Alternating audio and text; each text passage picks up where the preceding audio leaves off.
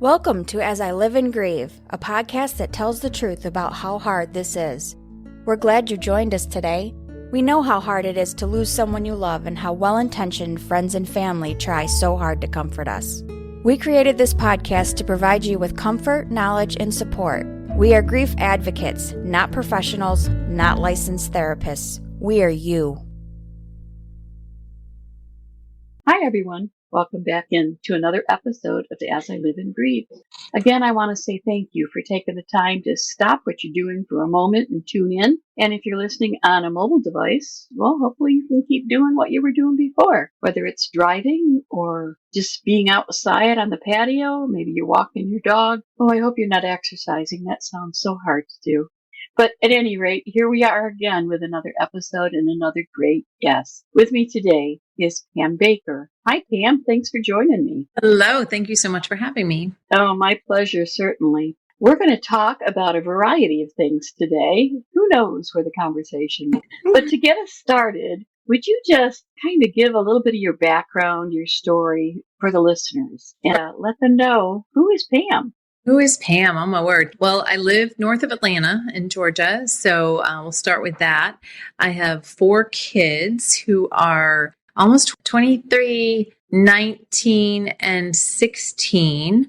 And I lost my husband to glioblastoma about 3.5 years ago, so it's been an interesting few years with that journey. Before that, my oldest 2 have cystic fibrosis, so that took up a big part of our lives too. With John and I were both big advocates and fundraisers in that world. We were a really awesome team, quite frankly, in that world. So I have carried on in that. And yeah, so that's the nutshell version of Okay. Yeah. One of the things Pam and I found out very quickly is that we have a parallel in our life in that both of our husbands acquired glioblastomas and both have now died from it. Tom's glio was from his exposure to Agent Orange. You knew what Well, that's the doctors are sure because he served in Vietnam as a combat medic and had a certain amount of exposure to Agent Orange and in treating people as well. So the doctors were convinced that that's where his came from. Wow. Although that's not the only source for glios. As we all know, cancer is a vicious critter. I guess I don't know what else to call it. It does have a life of its own. And I know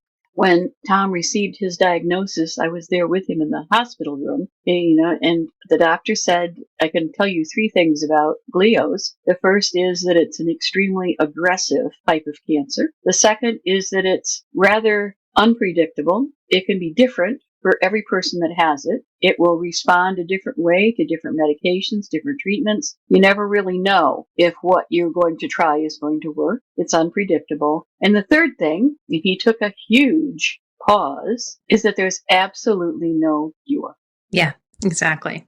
And, then with a couple of, I'll talk to you later, he, the Roman left us to deal with that. Yeah, it's pretty brutal. It is. When my kids were diagnosed with cystic fibrosis, we got that same thing. There's no cure.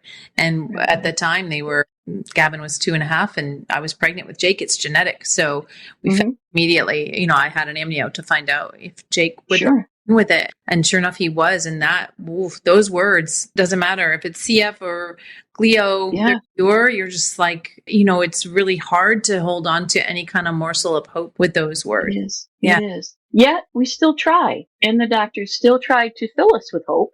For every treatment, they take another X-ray and they say, it looks like it's holding its own after the surgery. And then I'd get the X-ray report through the portal, and I'd start reading it. And I've always been good in math, so I would take the dimensions because they would always measure the mass, and I would take the dimensions, and my older daughter Stephanie and I would figure it out, say, did you get this? Yeah, that's what I got. It's not getting smaller. No. It's growing. Even though the doctor was trying to fill us with hope, everything looks good. It was growing again. There's nothing to do. Glio is just such a beast. I use the word beast because it's such a beast, and it just the way it tentacles into everything. Never get all of it, no matter what you do. Like That's right. John's, he had 2 surgeries, and they were like, we got 100%. I mean, they say, knowing the is gone. Of course. Cells. But those little arms, those little tentacles are still there. Brutal. working their magic, and you're just left to deal with it. So how long did you have with John now after you got the diagnosis? So they gave him 12 to 14 months because of where his was located, and it was a right frontal lobe. So we were fortunate in the sense that it wasn't in really any section of his really debilitating, and they could really get in there and get a chunk of the resection done. He lived 3 years. We did a couple of clinical trials and a couple rounds of chemo and Optune. We tried all the tricks. We did Optune as well. Yep, that was interesting. Interesting. Yeah, it was. Thing. But yeah, he was very healthy for a good chunk of it too, I will say. Yeah. He ended up having a seizure while he was driving one day though, and got in a really brutal accident. Had to cut out of the car and broken bones, punctured lungs. Yeah. That to me was like his turning point where I'm going to do this. And you could just thought it was so deflating for him, like doing all the things he could to then have that happen. Sure. So mentally it took him out a lot. Yeah. Yeah. Once Tom got the diagnosis and had the surgery, he was told he would never drive again. Oh, wow. That was it. So from that point on, I was his chauffeur everywhere. And that, of course, changed my daily routine. Because it was, for a while there were daily blood draws and everything like that. Just, you do what you have to, and you cope as best you can. And Tom and I had 8 months after his diagnosis. They didn't give us any prediction. They just said, you don't know. No, they wouldn't put it out there. And in truth, I didn't see him start to deteriorate until he got to the radiation point. Oh, interesting. And the radiation, I think, is what weakened him considerably. And he just became totally different, such that after a fall, the thing that would really take him to the hospital was that he would fall at home. And then they would back to the hospital. And one trip especially, he was admitted to the hospital for observation and just some more evaluation. And a med student was talking to him, talking to me. And then the doctors came in and said, well, we think you can go home. And the med student stood up and said, pardon me, but I don't think he's going home. Wow. A student. And the doctors, looked at him and he said, it is no longer safe for him to be home because every time he falls, he takes her with him. Oh. And he said, so it is no longer safe for her to be giving care. That was pretty brave and bold of the student. I know. Wow. It really was. But I was so grateful because I couldn't utter those words myself. No. I knew it in my heart. And at that point, I wanted a different solution because I knew that I couldn't take much more. Yeah. But thankfully, that student said it for me. We put the paperwork in motion and he actually was transferred to a veterans, not a VA hospital, but a veterans nursing home. Oh, okay. And that's where he spent his remaining time. Wow. But the burden of caregiving is one thing. But then when the end comes and your husband died, they talk about anticipatory grief. Do you feel that any of the grief you endured before his death made it any less difficult for you after he died? That's a really good question. Thinking back on that time, it's so interesting, and I'm sure you felt the same. It's brutal, and I'm grateful for the time that we had, but I will say that in that time, like you said, exactly, you become their everything. The full focus of everything goes to them. And, I have 4 kids two were in college at the time. Jake wasn't, I had one fully in college, and my youngest was only 9 years old. So it required a lot too. And they all got the back burner because everything went fully to John. Yeah. And so, and then, the moments of resentment that I felt, can't voice because you're like, I'm not going to cause a fight with my husband. He has brain cancer.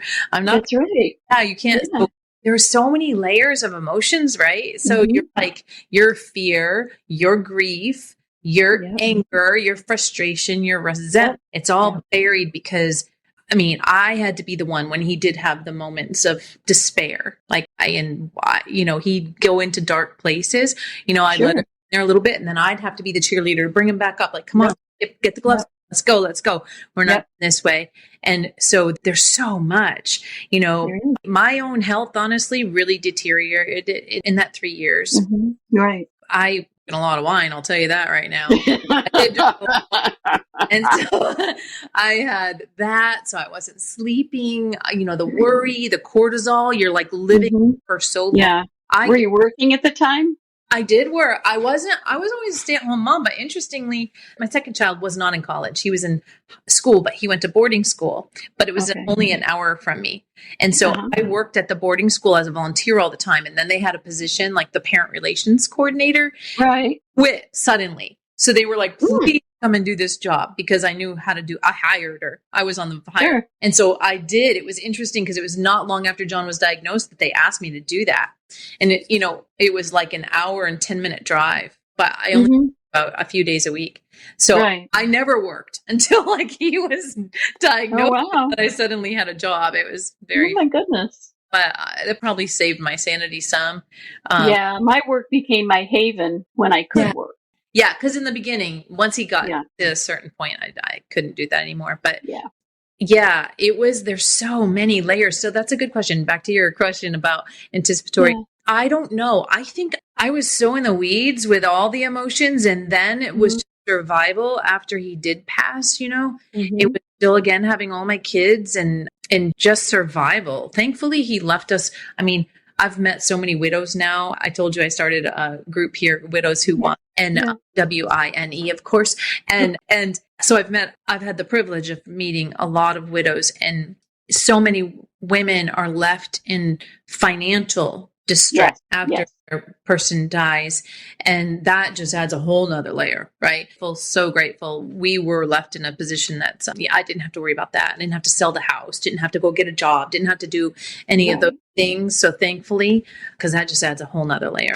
But there's still just survival mode. So I think I realized he died in November. And then I remember going to a fitness class, back then it was still COVID. And the end of COVID, I was in a workout class, but it was like it was one of those, it was hot work. So it was like a sauna room, and they would one or two people in the room at a time. And I was in there and it was a virtual coach, right? And every class ended with like a seated meditation where it said, focus on what brings you joy, and just sit. And I was nothing. I have no joy.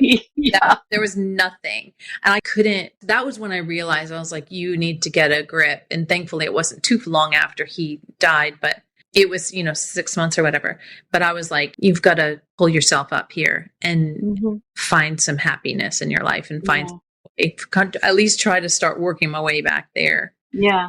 Well, it sounds to me like the simple answer to the question, did the anticipatory grief phase make your post-death grief any less difficult? It sounds to me like the answer is no. Yeah. That's really what it sounds like. Yeah. So to me, because I experienced something similar in that when I walked out to the parking lot the morning that Tom died, after everything was kind of finalized and I had his last few possessions from his room and everything, on my way out to the car, I had this sudden moment of a burden being lifted off my shoulders. And I thought, it's true. Anticipatory grief takes care of that, because I knew this day was coming. Now the day has arrived. So I'm okay. I can just move on. And then 20 minutes later, I'm home.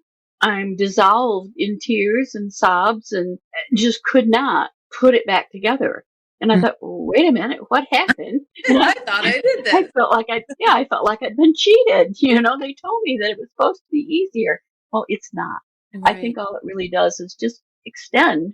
I think it extends the grief, or in some ways you just grieve, you reach a break, and then you start to grieve all over again. Yeah. Right back at the beginning. A different type, maybe, the anxiety, grief, and all that anticipation, like you said, it's like you do. I remember because right after he was diagnosed, we went to the beach. We went to Charleston. My oldest was at the College of Charleston, and it's like the whole family rallied and we had everybody there. And I just remember sitting on the beach, like being so sad for him in this, that I kept being like imagining what he was feeling. Right. Right. Like, what if this is my last time? Cause we were leaving the beach and going straight to brain surgery. You don't know what's going to happen when they go. No, you don't. All I can think of is he's sitting here thinking, what if this is my last time looking at the ocean? What if this is the last time playing on the beach with my kids? What if, that was so hard. And you're thinking the same thing. You're trying to put it in his perspective. Yeah. But it was really in your thoughts as well. Yeah. Sure. Yeah. Like the kids don't even know they knew of the diagnosis, but nobody knows. And just thinking, no, you don't. So brutal, like how it's going to hit the kids. And oh my God. Yeah. How did the kids handle that 3-year period where he was ill? Each differently, of course. My oldest was, pretty far into college, and, he's an oldest. He's a firstborn. So he just took care of business and did his thing. And my second one floundered, and he still kind of, honestly, he, went off to college during COVID. And then that didn't work. He came home, and then he went back again. And then John was diagnosed through all of this. But then, he went first semester, came home second semester, went back in the fall. But that's when John was actively dying. And that's the fall home. And then, it was like back and forth. Right. Still in that place. He's happy emotionally, but he's still like kind of fragmented. Yeah. Yeah. And then my daughter went off the rails. She was he was so tight with all of the kids, but it was the only and they did volleyball. He coached all of her stuff. He was a volleyball player, and he coached, and she went to college where we went to college, where we met. Are called the big volleyball court for him. And so she went off the rails. She was a disaster. It was hard. And then my youngest, I had him in therapy the whole time because I could control that. The rest of them were teenagers and older. This one, I'm like, we're going in. And so we started it from 9 when that hit, and he just stayed. And I think that just helped him so much because for a couple of years after John died. So one day he was like, I don't think I need this anymore. I'm like, Yeah. So you had multiple layers of grief because you not only had your own to deal with, but while you were caring for John, he was grieving as well. He was grieving the life he was no longer going to have. So you were grieving your loss, you were grieving his loss, and then you were grieving each of your children's losses as well. Totally. And women are especially good at stuffing their own needs and emotions and feelings. Did you have a point in time where it looked like your kids had kind of settled a bit and all of your emotions just kind of came right back in full force? I have a habit that I learned with my children because you suffer grief when your children are diagnosed with a disease where they're probably outlive you. I am I power through things until I always compare it to like a rain barrel. And when the barrel like gets so full, you can't do one more thing. It's going to collapse and just fall apart. I train myself and it just works for me. I will, in the middle of the night when everybody's gone to sleep, I have like certain songs that I listen to, different songs for John than I did for my children. And I would just go and like put headphones on in the dark of the night when nobody was around and just cry and cry and cry and cry and cry and cry and cry. Okay. No more tears left. And then I'd be like, okay, the rain barrel's empty. Now I can get back to life. Okay. So that's how I've always done it. So I did the same. When John was diagnosed, there was a song that I just used.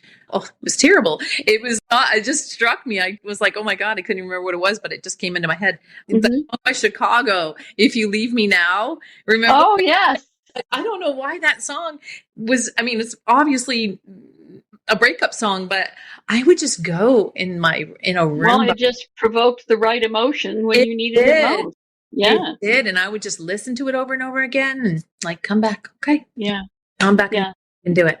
So, yeah. Now, when you talk about self-care and everything, there are those that would think inflicting pain on yourself is not self-care, but you inflicted that pain so that you would cry, so that you would release the emotion. Yes. And it was that release that was the self-care, not the pain. That's very true. That's true. Yeah. It was just something that I'm just kind of known as being a tough nugget, and I've just been that way my whole life. And but I understand the value of it and feeling but I'm also a little bit of a control freak, so I control when they happen. So that's but like ripping the Band-Aid off. It's going to hurt a lot when you rip it off. But afterward, there's going to be some relief. That's right. And afterward, the wound will heal a little better. Right. So I just wanted to clarify that for our listeners that were thinking, well, why would you want to make yourself cry? But that's why. And you explained it very well with the analogy of the rain barrel as well. Yeah. Now, you mentioned something a little bit ago about a group called Women Who Whine, but it's WINE. Tell me about that. Widows Who Whine, yes. So when John died, I went to I grew up Catholic, but I don't have a strong affinity for religion. I'm very spiritual, and I believe in a higher power, but I don't. Anyway, it's a whole nother topic, but I tried all of the grief shares and all the things. And I tried, my sister would go with me, and even the ones that said they weren't like super churchy, but it was like, they all offered that same thing. And it was all like, I just felt like people were so like stuck in their grief, and I didn't see people trying to move forward with it. And learn to live with it in a healthy way. And so none of us matched what I was looking for. I tried a lot, so I just gave up. And I got introduced to someone who is amazing. She's a certified grief counselor with the program is called Grief Recovery. Yep. And that's exactly what you do. You work through it. You work through all the things, and you just come to a healthy place of living with it. It's never going to be gone. That's right. You're going to have the grief for your life. And so you just figure out how to live with it in a healthy way. And so I still work with her. She's a life coach too. So we don't talk about grief so much anymore. Sometimes we do when it comes up. One of my friends described it as like the waves. Like, you don't know when the waves are going to hit. Right. They're going to hit sometime, and they will. And just over time, maybe the waves get a little smaller, and they're not like slamming you around anymore. But still got to know how to handle it. And so I started working with her. But then north of Atlanta, it's a big area in the suburbs, and we have this great big moms Facebook group. And I kept seeing several women that were younger women too. Lost my husband. Are there any resources for me? And every single person just listed those same exact groups. And I was like, oh, like there's got to be something else. And so I just kind of get my head spinning obsessively sometimes. And it was obsessive because I just was like, I got to do something. Right. I wanted it to be, they serve their purpose, right? They serve their purpose, and they're great for people who it matches. And I had discovered, because at this point it was February 2023, John died in November 2021. And what we all discover, I think, as widows, is your friends rally around you a lot, the couple friends and all that stuff. Right. But eventually everybody goes back to living their lives, and now you don't really fit in the single women scene, because they're talking about how much they hate their ex-husbands, and you don't really fit in the couple scene because you're like a third wheel, a fifth wheel, whatever. So where's your space, right? Yeah. My space on the couch watching Netflix with my sister. So I was like, there's got to be something for us to live a shared experience. So, but I wanted it to have that social vibe. It's not, but it's a group of women that support each other when the grief hits, but that's not our point. Our point I call it finding the best friends you never knew you needed, because we just are. It's such an easy relationship in most cases because of that shared experience, Right. I just put it out there on that Facebook page and my own Facebook page and said, I'm starting this group called Widows Who Whine. And if anybody wants to come, just come on over to my house. And 14 women showed up that first night. Oh my gosh. Yeah. And it was a pouring, horribly torrential rain. And you must have a lot of friends on Facebook. Well, I do. But that Roswell Moms group has like 9,000 members. Oh, wow. So 14 women showed up, and now, I plan one social thing a month, and sometimes we do, like, I did a home maintenance 101, so we could all learn how to take care of our houses proactively. Nice. Planning 101, and stuff like that we do, but mostly social. We do fun stuff, wine tastings or axe throwing or pottery or all kinds of fun stuff. But the other cool thing is, now with all these women in it, there's almost 350 women.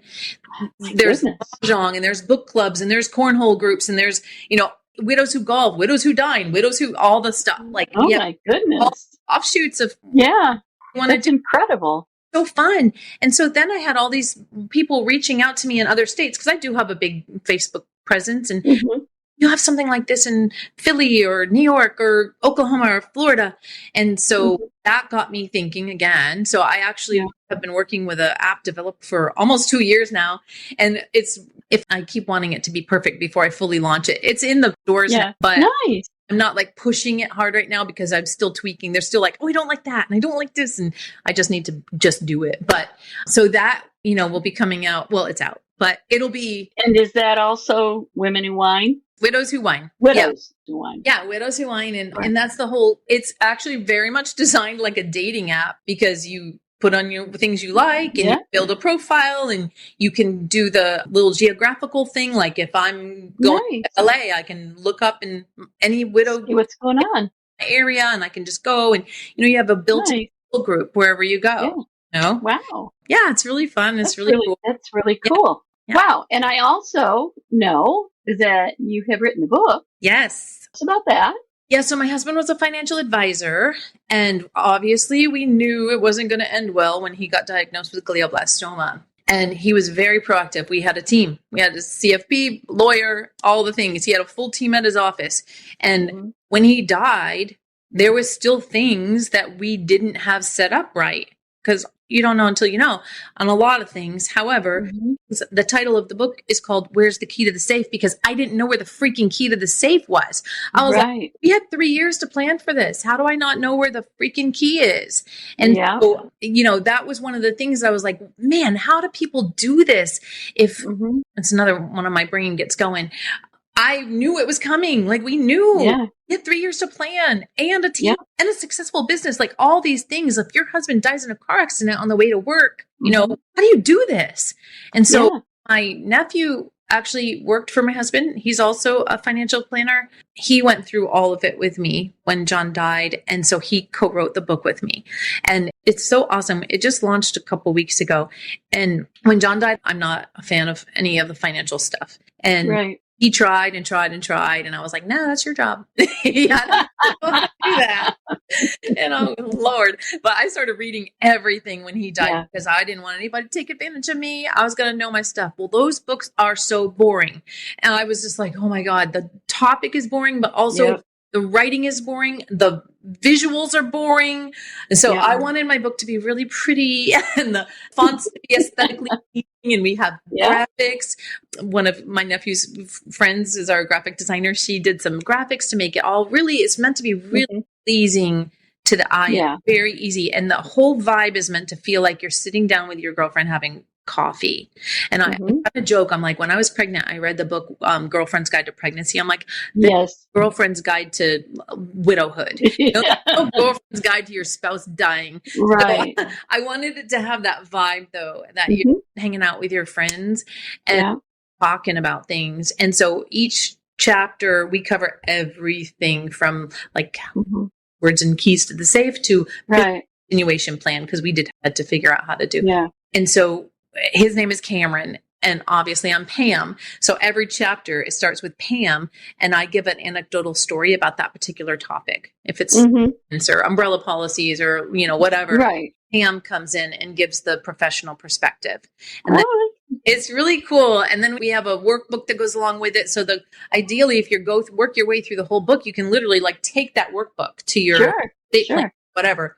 Have it done proactively so that when your person dies, whether it's a spouse, sibling, or a parent, or anyone you're financially connected to, you can really focus on honoring them and focus on your grief versus the business of death, because it's so impossible to make those kinds of decisions when you're in fog. It's impossible. So that's the whole point in writing the book, and gotten really great feedback from people on it, and excellent, like how easy it is to read. And my very and I got from a friend of a friend was, oh my God, I feel like I'm sitting down having coffee with her. I was like, yay! Exactly what you wanted. Yeah.